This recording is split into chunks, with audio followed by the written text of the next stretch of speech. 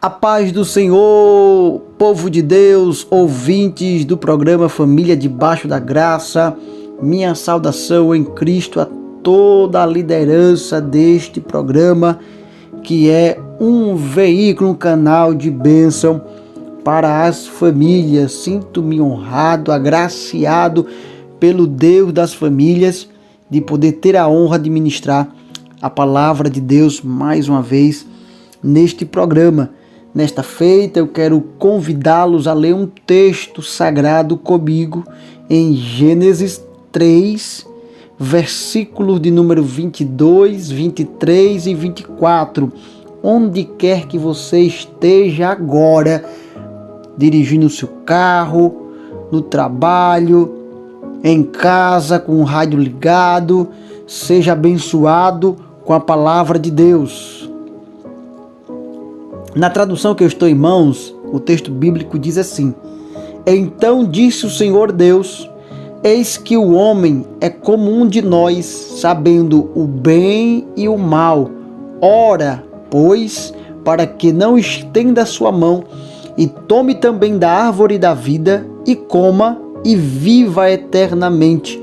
O Senhor Deus, pois, o lançou fora do jardim do Éden, para lavrar a terra, de que fora tomado, e havendo lançado fora o homem, pôs querubins ao oriente do jardim do Éden, e uma espada inflamada que andava ao redor, para guardar o caminho da árvore da vida. E onde quer que você esteja, você vai dizer amém.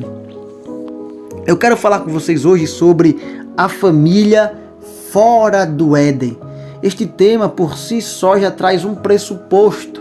E qual seria esse pressuposto? De que se a família está fora do Éden, é porque em algum momento ela esteve no Éden. Vocês sabem que Deus plantou um jardim no Éden. O jardim do Éden foi o local onde Deus inseriu o primeiro homem, a primeira mulher, e desse primeiro homem, dessa primeira mulher, constituiu o primeiro casamento. Deus foi aquele que celebrou o primeiro casamento, instituindo assim a família. A família foi colocada dentro do Éden. Éden, que no original significa paraíso, que Deus tinha de melhor na terra, Deus concedeu ao homem Adão, à mulher Eva, a primeira família, a família que ele criou. Já quero aqui abrir um parêntese para dizer que Deus sempre tem o melhor dessa terra para o seu povo. Ei, meu irmão, Deus tem o melhor dessa terra para você, para o seu casamento e para a sua família. Antes da queda, antes de sair do Éden, no Éden, a família desfrutava de paz, de segurança, de felicidade plena, conhecimento profundo de Deus.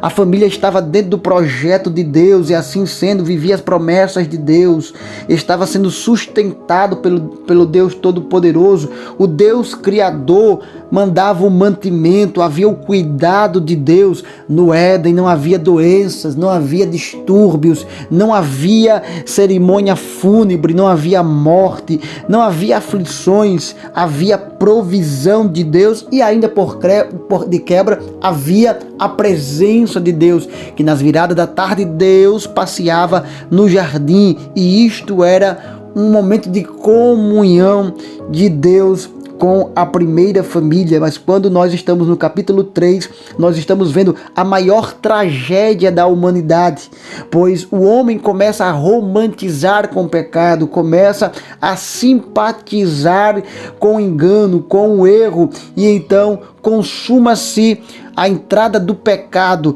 no homem, no jardim do Éden, no mundo, e isso traz graves consequências. A maior tragédia da humanidade, do capítulo 3 de Gênesis, não atinge apenas o casal, atinge também os seus descendentes. Paulo escreve aos Romanos, no capítulo 5 e no versículo 12, dizendo: pelo que, como por um homem entrou o pecado no mundo, e pelo pecado a morte, assim também a morte passou a todos os homens, por isso todos pecaram. Então não foi apenas Adão, não foi apenas Eva, mas também todos os seus descendentes.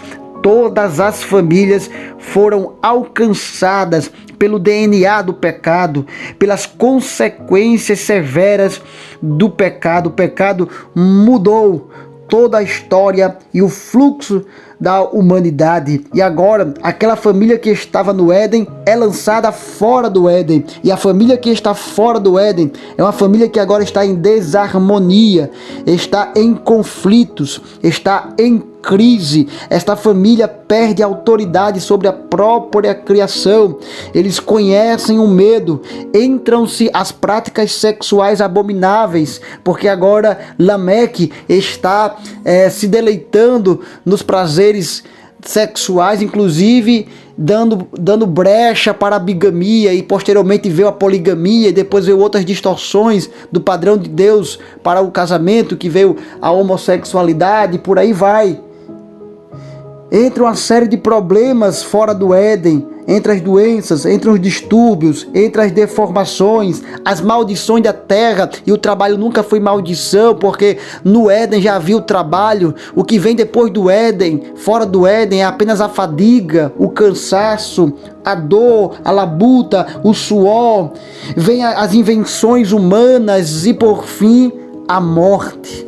Como está escrito em Romanos 6:23, porque o salário do pecado é a morte. Morte física, separação do corpo e do espírito. Morte espiritual, separação do homem de Deus. O homem não tem mais aquele contato íntimo com Deus, não tem mais conhecimento profundo de Deus. E por fim, a morte eterna, a separação da vida eterna. E Deus agora coloca o homem fora do Éden, e fora do Éden a família não é mais a mesma. Inclusive entrou também uma série de maldades dentro do coração do homem e da família, porque agora os próprios irmãos estão com inveja um do outro e busca tirar a vida do outro. Então acontece o primeiro homicídio, Caim mata Abel, e isso é resquício de uma família que está fora do Éden.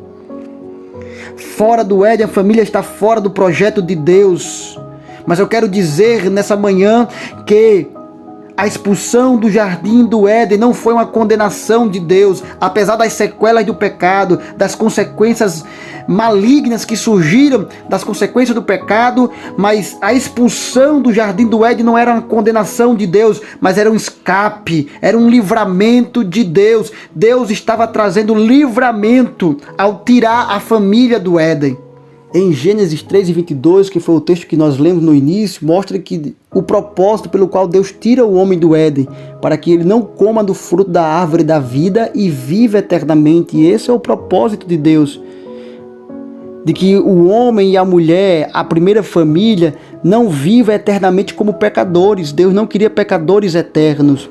Nós vamos ver no capítulo 3, versículo 7, que tanto Adão quanto Eva estão agora com folhas de figueira, vestido com aventais para cobrir a nudez. Mas no capítulo 3 ainda, e no versículo 21, diz que Deus fez para Adão e para a sua mulher túnicas de pele e os vestiu. Olha que interessante, eles estavam vestidos de folha de figueira, mas agora Deus propôs para eles, Deus trouxe para eles, proveu para eles túnicas de pele de animal.